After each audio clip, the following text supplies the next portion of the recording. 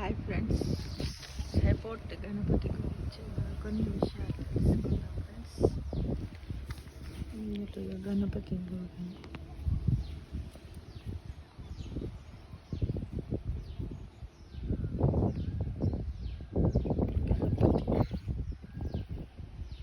శుక్లాంబరధరం విష్ణుం శశివర్ణం చతుర్భుజం ప్రసన్నవదనం ధ్యాయేత్ సర్వ విఘ్నోపశాంతే. అయితే ఆకారము ఆహార్యం అన్నింట్లోనూ మర్మాలే ఉన్నాయి అని అంటారు గణపతి గురించి కదా.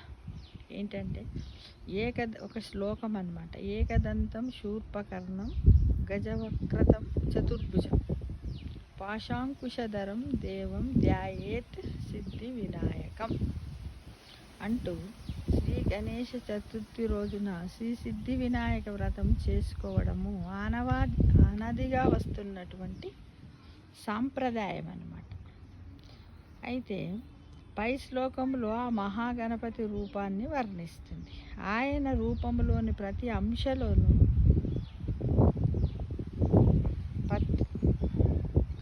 ఒక ఆంతర్యం ఉన్నదంట. ఏంటిదంటే మంత్ర జ్యోతిష శాస్త్రాలలోను వేదములోను వేదాంతంలోను గణపతి అవయవాల నుంచి ఆహార్యం వరకు ప్రతిదానికి ఒక నిర్వచనం ఉంటుందంట. అవి ఏంటో మనం ఇప్పుడు తెలుసుకోవాలి.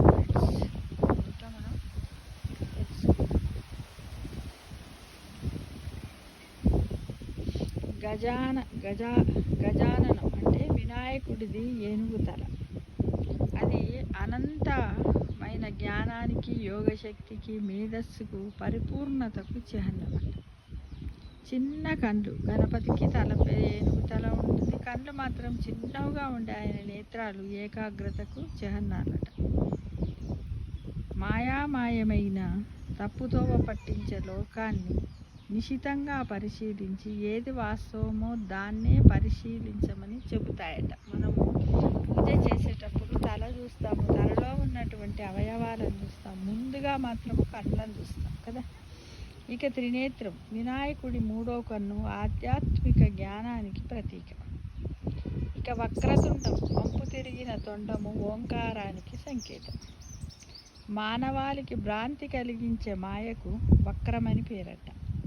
చెడు సంస్కారాలకు కూడా అది చిహ్నం. వాటిని నిర్మూలించేవాడెవరు? గణపతి.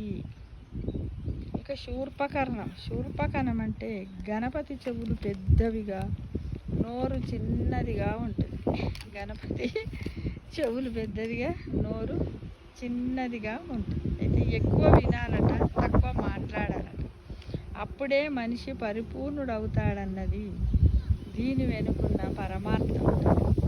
లోకములోని అర్తుల ప్రార్థనలను తన పెద్ద చెవులతో గణపతి ఆలకిస్తాడట, అంటే వింటాడట. అలాగే శూర్ప అంటే చేట, వ్యర్థాలను తొలగించడము చేట చేసే పని. అజ్ఞానాన్ని తొలగించి కేవలం జ్ఞానాన్ని మాత్రమే అందించే దైవము గణపతి అని ఇది సూచిస్తుందంట.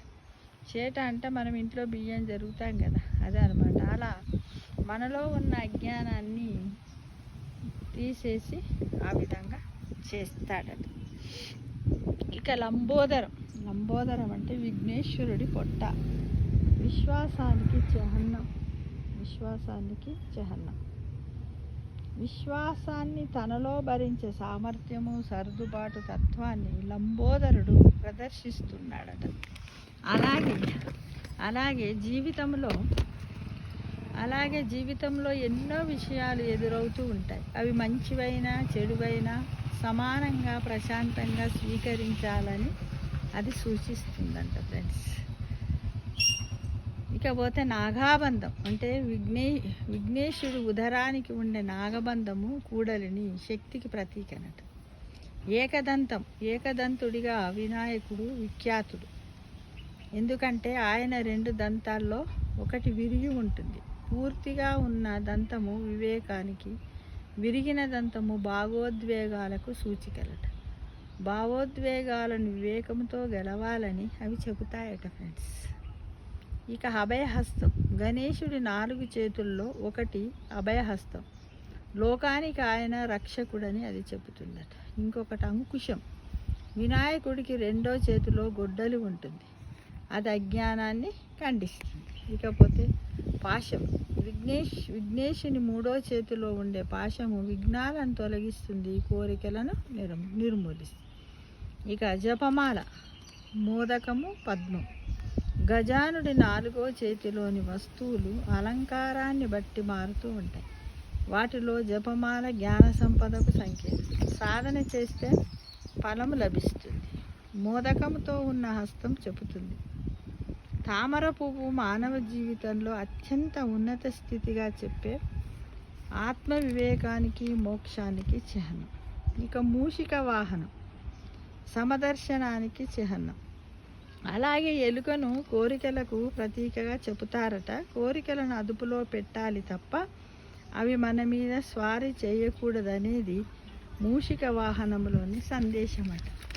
కోరిక అంటే ఇట్లా ఈ విధంగా వినాయకునికి ఉన్నటువంటి ఆయన ఆకారము ఆహార్యాలన్నింటిలోనూ మర్మాలే అంటే ధర్మాలనే సూచిస్తుందట ఫ్రెండ్స్. అనేక విషయాలను మనకు తెలియజేస్తుంది. కాబట్టి మనం ఏంటంటే గణపతికి పూజ చేసేటప్పుడు గణపతిలో ఉన్న ప్రతి అవయవాన్ని చూస్తూ మనకున్నటువంటి అజ్ఞానాన్ని తొలగించుకోవాలని, మన యొక్క విఘ్నాలన్నీ కూడా తొలగాలనేది దీని గురించి చాలా బాగా ఈ పత్రికలో ఇచ్చారు. నేను కూడా సేకరించిన, బహుశా అందరికీ తెలిసే ఉంటుంది, కాకపోతే మళ్ళొకసారి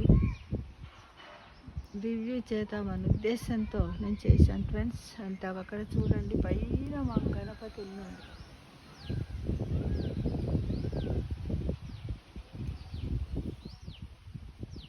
అక్కడ చూడండి. అందరికీ కూడా వినాయక చవితి శుభాకాంక్షలు టు ఎవ్రీవన్. అలాగే నవరాత్రి ఉత్సవాలలో అందరూ పాల్గొనండి. స్వామివారి కృపకు పాత్రలు కాగలరని ఆశిస్తున్నాను. Thank you.